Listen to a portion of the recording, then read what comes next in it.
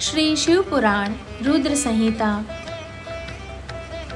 पंचम खंड पहला अध्याय तारक पुत्रों की तपस्या एवं वरदान प्राप्ति।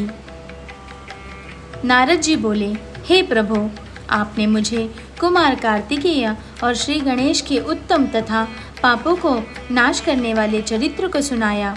अब आप कृपा करके मुझे भगवान शिव के उस चरित्र को सुनाइए जिसमें उन्होंने देवताओं और इस पृथ्वीलोक के शत्रुओं, दुष्ट दानवों और राक्षसों को लोकहितार्थ मार गिराया।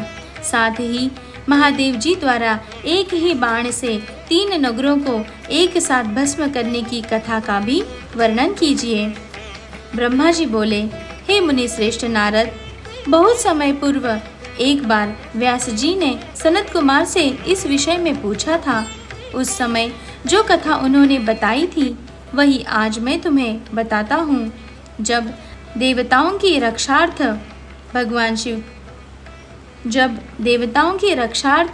भगवान शिव के पुत्र कार्तिकेय द्वारा तारकासुर का वध कर दिया गया, तब उनके तीनों पुत्रों तारकाक्ष, विद्युन्माली और कमलाक्ष को बहुत दुख हुआ।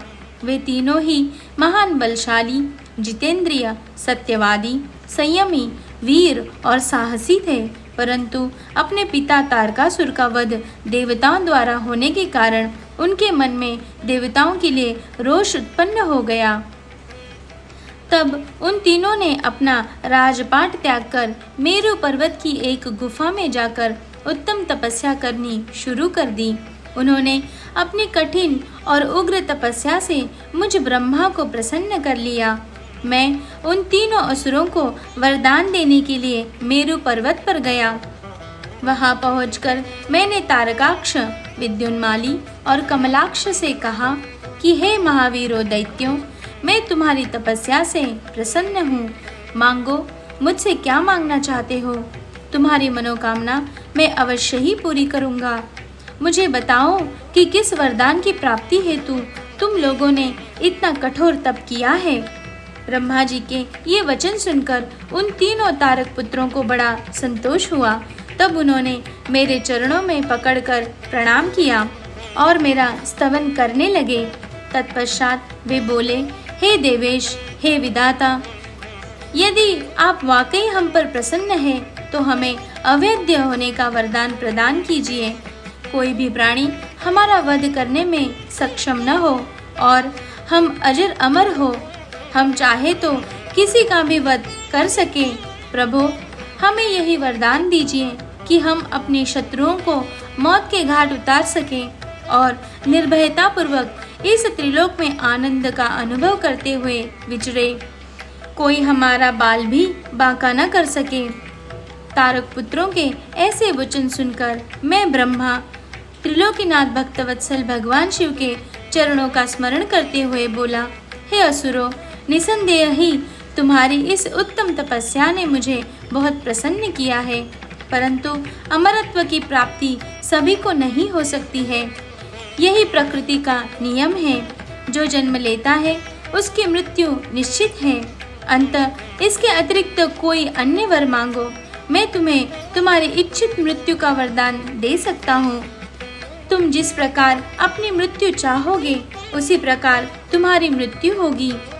मेरे इस प्रकार के वचन सुनकर तीनों तारक पुत्र कुछ देर के लिए सोच में डूब गए। तत्पश्चात वे बोले, भगवान, यद्यपि हम तीनों ही महान बलशाली हैं, फिर भी हमारे पास रहने का कोई ऐसा स्थान नहीं है जो पूर्णतया सुरक्षित हो और जिसमें शत्रु प्रवेश न कर सके।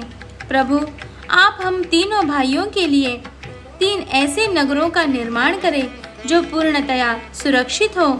ये तीनों अद्भुत नगर संपूर्ण धन संपत्ति और वैभव से सुशोभित हो तथा अस्त्र शस्त्रों की सभी सामग्रियां भी वहां उपस्थित हो और उसे कोई भी नष्ट न कर सके।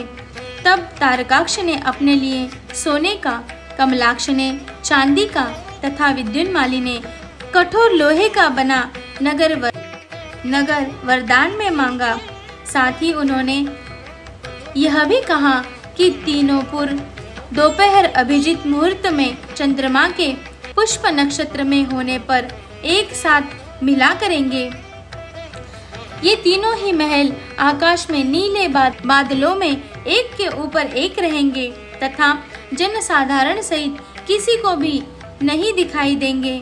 1 सहस्त्र वर्षों बाद जब पुष्करावर्त नामक काले बादल बरस रहे हों, उस समय जब तीनों महल आपस में मिले, तब हम सबके वंदनीय भगवान शिव असंभव रथ पर बैठकर एक ही बाण से हमारे नगरों सहित हमारा भी वध करें। इस प्रकार तारकासुर के पुत्रों के मांगे वरदान को सुनकर मैं मुस्कुराया और तथास्तु कहकर उनका इच्छित वर उन्हें प्रदान किया।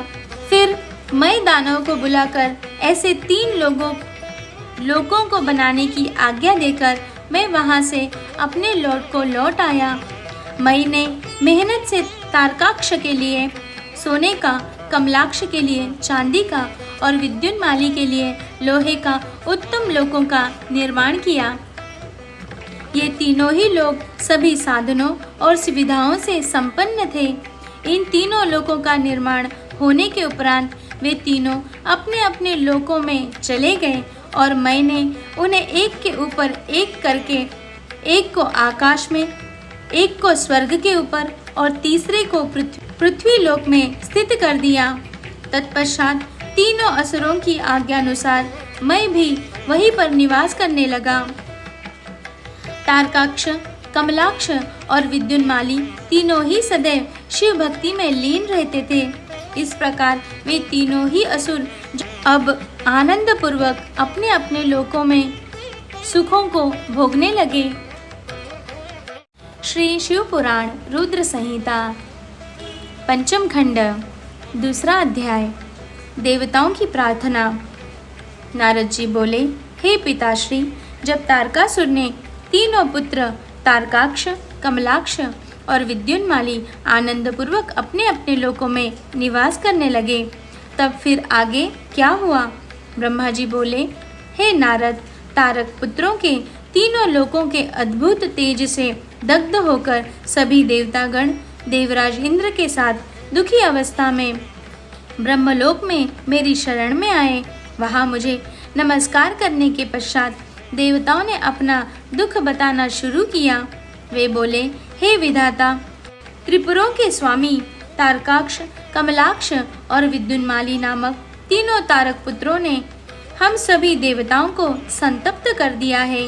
भगवान, अपनी रक्षा के लिए हम सभी आपकी शरण में आए हैं। प्रभु, आप हमें उनके वध का कोई उपाय बताइए ताकि हम अपने दुखों को दूर करके पुनः पहले की भांति अपने लोक में सुख से रह सके। यह सुनकर मैंने उनसे कहा, हे देवताओं, तुम्हें इस प्रकार उन तारक पुत्रों से डरने की कोई आवश्यकता नहीं है। तुम्हारी इच्छा के अनुसार मैं तुम्हें उनके वध का उपाय बताता हूँ। उन तीनों ही असुरों को मैंने वरदान प्रदान किया है, अतः मैं उनका वध नहीं कर सकता। इसीलिए तुम सब भगवान शिव की शरण में जाओ, वे ही तुम्हारी इस दुख की घड़ी में सहायता करेंगे। तुम उनके पास जाकर उन्हें प्रसन्न करो। मुझ ब्रह्मा के ये वचन सुनकर सभी देवता अपने स्वामी देवराज इंद्र के नेतृत्व में भगवान शिव के पास कैलाश पर्वत पर पहुँचे। वहाँ सबने भक्ति भाव से भगवान शिव को प्रणाम किया और उनकी स्तुति करने लगे। तत्पश्चात देवता बोले, हे महादेव जी, तारकासुर के तीनों पुत्रों ने हमें परास्त कर दिया है। यही नहीं, उन्होंने सभी ऋषि मुनियों को भी बंदी बना लिया है। वे उन्हें यज्ञ नहीं करने देते हैं। चारों ओर हाहाकार मचा हुआ है। उन्होंने इस त्रिलोक को अपने वश में कर लिया है और पूरे संसार को नष्ट करने में लगे हुए हैं। ब्रह्मा जी द्वारा इन तीनों को अवैध होने का वरदान मिला है। इसी कारण वे तीनों बलशाली दानव मदान्त हो चुके हैं और मनुष्यों और देवताओं को तरह तरह से प्रताड़ित कर रहे हैं। हे भक्तवत्सल, हे करुणा निधान, हम सब देवता परेशान होकर आपकी शरण में इस आशा के साथ आए हैं कि आप हम सबकी उन तीनों असुरों से रक्षा करेंगे तथा इस पृथ्वी और स्वर्ग को उनके आतंकों से मुक्ति दिलाएंगे।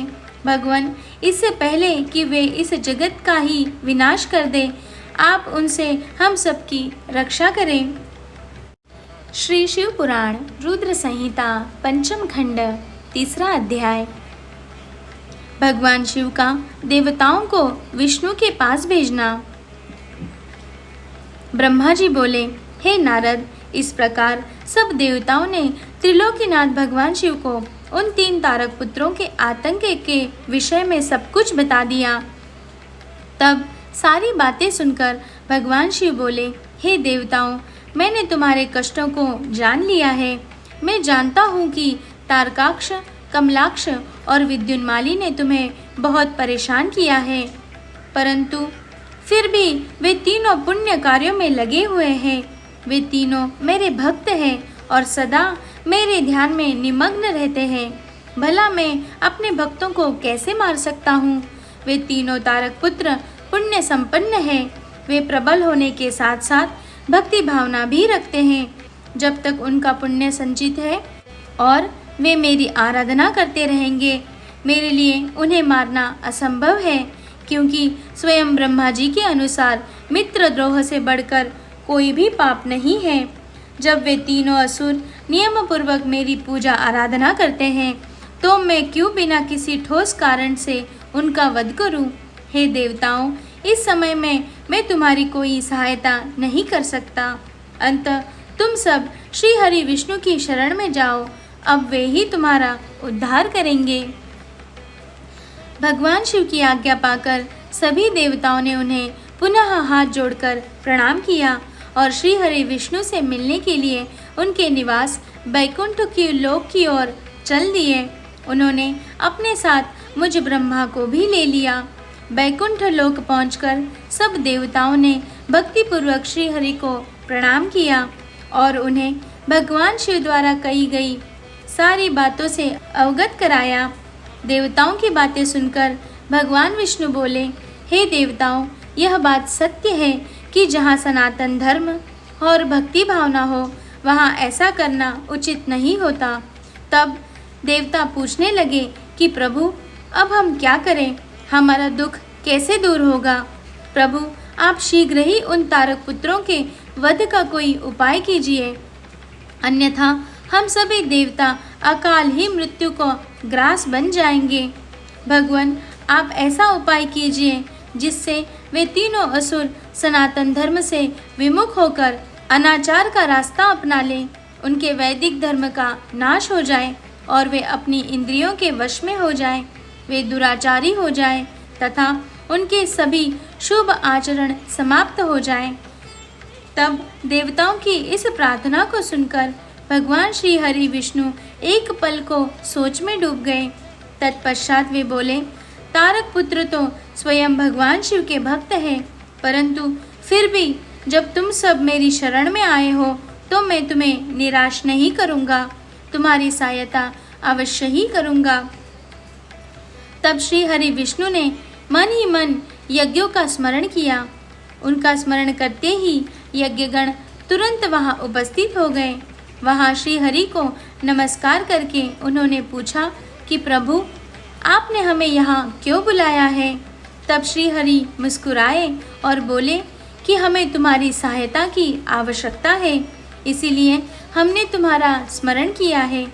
तब वे देवराज इंद्र से बोले कि हे देवराज, आप त्रिलोक की विभूति के लिए यज्ञ करें।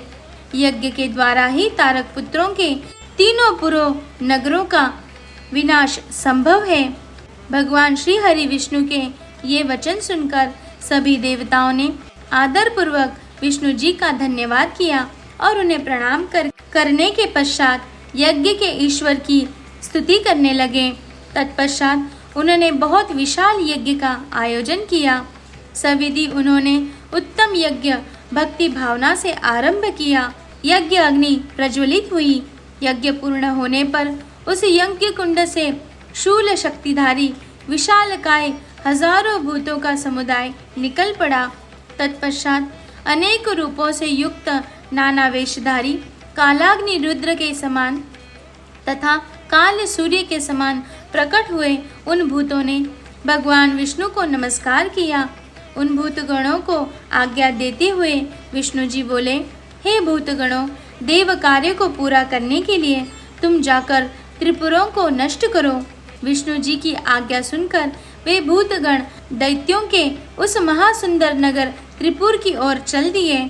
जब उन्होंने त्रिपुर नगरी में घुसना चाहा तो वहां के तेज से वे भस्म हो गए। जो भूतगण बचे वे लौटकर भगवान विष्णु के पास आ गए तथा उन्होंने श्री हरि को इस बात की सूचना दी। जब भगवान विष्णु को इस प्रकार भूतगणों के नगरी के तेज से जलने की जानकारी हुई तो वे अत्यंत चिंतित हो गए।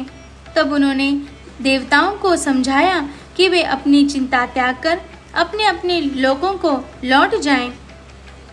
मैं इस संबंध में विचार करके आपके लाभ के लिए कोई यथासंभव कार्य करूंगा। मैं तारकाक्ष, कमलाक्ष और विद्युन्माली नामक तीनों असुरों को शिव भक्ति से विमुख करने का प्रयास करता हूँ, तभी उन पर विजय पाना संभव होगा। तब श्री हरि को प्रणाम करके सभी देवता अपने अपने लोकों को वापस लौट गए।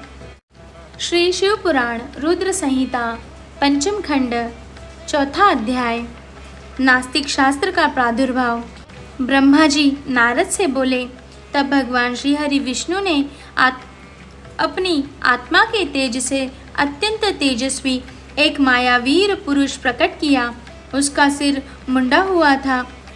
उसने अत्यंत गंदे वस्त्र पहने हुए थे। उसने एक हाथ में लकड़ी का एक कटोरा तथा दूसरे हाथ में झाड़ू थी। उसने अपने मुख पर वस्त्र लपेटा रखा था। व्याकुल वाणी में उसने श्री हरि को प्रणाम किया और पूछा, हे प्रभु, मेरी उत्पत्ति का क्या प्रयोजन है? भगवान, मैं कौन हूँ? तब श्री हरि विष्णु ने उत्तर दिया, हे वत्स, तुम मेरे शरीर से ही उत्पन्न हुए हो, इसीलिए तुम अरिह नाम से जाने जाओगे। तुम्हें मैंने एक विशेष कार्य के लिए उत्पन्न किया है। तुम बड़े मायावी हो। तुम्हें एक ऐसे शास्त्र की रचना करनी है जिसमें 16,000 श्लोक होंगे, जिसमें वर्णाश्रम धर्म की जानकारी होंगी तथा जिसमें अपभ्रंश शब्दों का व कर्म विवाह की भी व्याख्या की गई होंगी। विष्णु जी के इन वचनों को सुनकर अरिह ने उन्हें प्रणाम किया और बोला कि मेरे लिए अब क्या आज्ञा है। तब श्री हरि ने उसे माया से रचित वह अद्भुत शास्त्र पढ़ाया, जिसका मूल यह था कि स्वर्ग और नरक सब यही है, उनका अलग से कोई भी अस्तित्व नहीं है। तब विष्णु ने अरिह को आज्ञा दी कि वह सब दैत्यों को जाकर शास्त्र पढ़ाए और उनकी बुद्धि का नाश करे। इस प्रकार यह शास्त्र पढ़कर त्रिपुरों में तमोगुण की वृद्धि होगी, जो उनके विनाश का कारण सिद्ध होगी। मेरी कृपा से तुम्हारे इस धर्म का विस्तार होगा। तत्पश्चात तुम मरुस्थल में निवास करना। तुम्हारा कार्य कलयुग आने पर ही पुनः आरंभ होगा। ऐसा कहकर श्री हरि विष्णु अंतर्धान हो गए। तब अरिह ने भगवान विष्णु की आज्ञा के अनुसार अपने अनेक शिष्य बनाए और उन्हें उसी मायामय शास्त्र की शिक्षा दी। विशेष रूप से उनके 4 शिष्य बने, जिन्होंने उन्हें ऋषि, पति, कार्य और उपाध्याय नाम प्रदान किया। वे चारों शिष्य अपने गुरु के समान ही आचरण करने वाले थे। उनका एक ही धर्म था, पाखंड। वे नाक पर कपड़ा लपेटे गंदे वस्त्र धारण करके इधर उधर घूमते रहते थे। एक दिन अरिह अपने चारों शिष्यों को अपने साथ लेकर त्रिपुर नगर में चल दिया। वहां पहुंचकर उन्होंने अपनी माया फैलानी आरंभ कर दी, परंतु भगवान शिव की कृपा से उस त्रिपुरी में उनकी माया का प्रभाव नहीं हो रहा था। तब उन्होंने व्याकुल होकर भगवान विष्णु का स्मरण किया। भगवान विष्णु ने अलौकिक गति से सभी बातें जान ली। भगवान शिव का ध्यान करते हुए विष्णु जी ने, हे नारद, तब तुम्हारा स्मरण किया। अपने स्वामी के स्मरण करते ही तुम तात्काल उनकी सेवा में उपस्थित हो गए। उन्हें प्रणाम करके तुमने याद करने का कारण पूछा।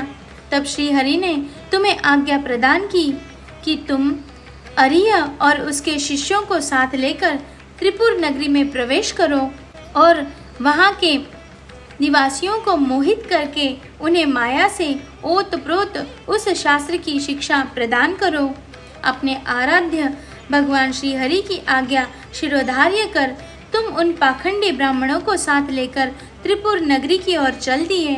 वहां जाकर तुम तारकाक्ष, कमलाक्ष और विद्युन्माली नामक त्रिपुर स्वामियों से मिले तथा उनसे उस मायामय शास्त्र की प्रशंसा करने लगे।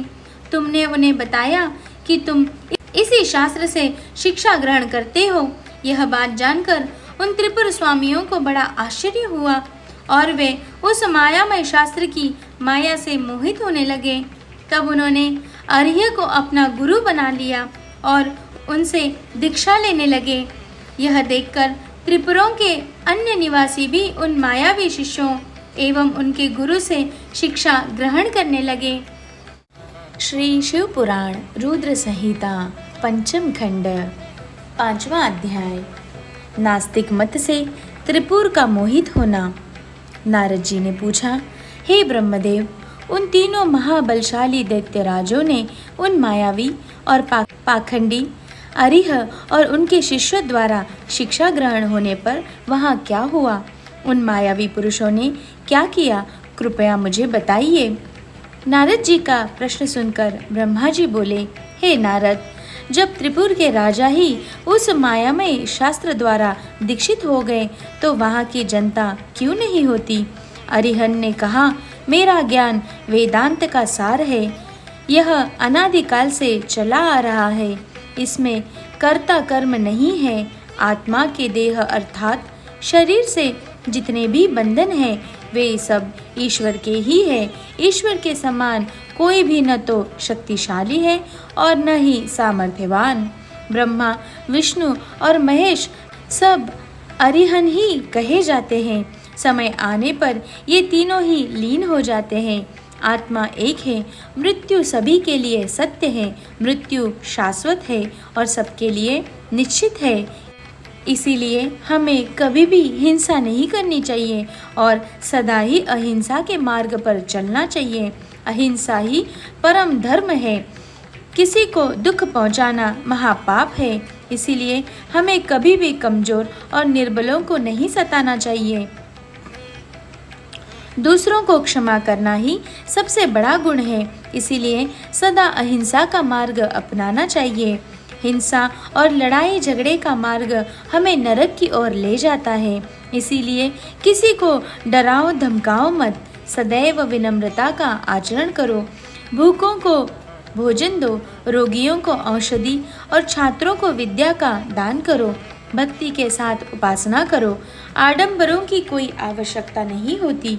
मन को शुद्ध रखो तथा 12 स्थानों की पूजा करो, जिनमें 5 कर्मेंद्रियां, 5 ज्ञानेंद्रियां तथा मन व बुद्धि सम्मिलित है। इसी धरा पर ही स्वर्ग और नरक दोनों स्थित है। अंत अनावश्यक रूप से उनकी कामना मन में लेकर अपने को कष्ट देना पूर्णतः गलत है। शांति और सुखपूर्वक मरना ही मोक्ष की प्राप्ति है। स्वर्ग की प्राप्ति की इच्छा मन में लेकर हवन की अग्नि में तिल, घी और पशु की बलि देना कहाँ की मानवता है। इस प्रकार उन असुर राजाओं को अपना जीवन दर्शन सुनाकर अरिह उस पुर के निवासियों से बोले कि मनुष्य को सुखपूर्वक निवास करना चाहिए। आनंद ही ब्रह्म है और परम ब्रह्म की प्राप्ति सिर्फ एक कल्पना है। तभी कहता हूँ कि जब तक आपका शरीर स्वस्थ और समर्थ है, अपने सुख का मार्ग ढूंढकर उसका अनुसरण करो, अन्यथा शीघ्र ही तुम पर बुढ़ापा आ जाएगा और तुम्हारा शरीर नष्ट हो जाएगा। इसीलिए ज्ञानियों को स्वयं अपने सुख की खोज करनी चाहिए। मेरी इस बात का समर्थन वेद भी करते हैं। मनुष्य को जाति पंथी के बंधनों में फंसकर कभी किसी को भी कम नहीं समझना चाहिए। सृष्टि के आरंभ में ब्रह्मा जी की उत्पत्ति हुई। उनके दक्ष और मरीचि नामक 2 पुत्र हुए। मरीचि के पुत्र कश्यप जी ने दक्ष की 13 कन्याओं का धर्म से विवाह कराया। फिर प्रजापति के मुख बाहु, उर, जंघा और चरण से वर्ण उत्पन्न हुए, ऐसा कहा जाता है। परंतु ये सभी बातें गलत जान पड़ती हैं, क्योंकि एक ही शरीर से जन्म लेने वाले सभी पुत्र भिन्न भिन्न रूप वाले कैसे हो सकते हैं। इसीलिए वर्ण भेद को अनुचित मानना चाहिए। ब्रह्मा जी बोले, इस प्रकार उन अरिह नामक धर्मात्मा ने अपने भाषण द्वारा तारकाक्ष, कमलाक्ष और विद्युन्माली नामक तीनों असुरों के निवासियों को वेद मार्ग से विमुख कर दिया। साथ ही उन्होंने पतिव्रत स्त्रियों के पतिव्रत धर्म और पुरुषों के जितेंद्रिय धर्म को अस्वीकार कर दिया। उन्होंने धर्म, यज्ञ, तीर्थ, श्रद्धा और धर्मशास्त्रों का भी खंडन किया। विशेष रूप से उन्होंने भगवान शिव की पूजा न करने के लिए सभी को प्रोत्साहित किया और सब देवताओं के पूजन और आराधना को व्यर्थ बताया। इस प्रकार उन आर्य ने पुर के वासियों को अपने झूठे धर्म और पाखंड से मोहित कर दिया। इस प्रकार वहां अधर्म फैल गया।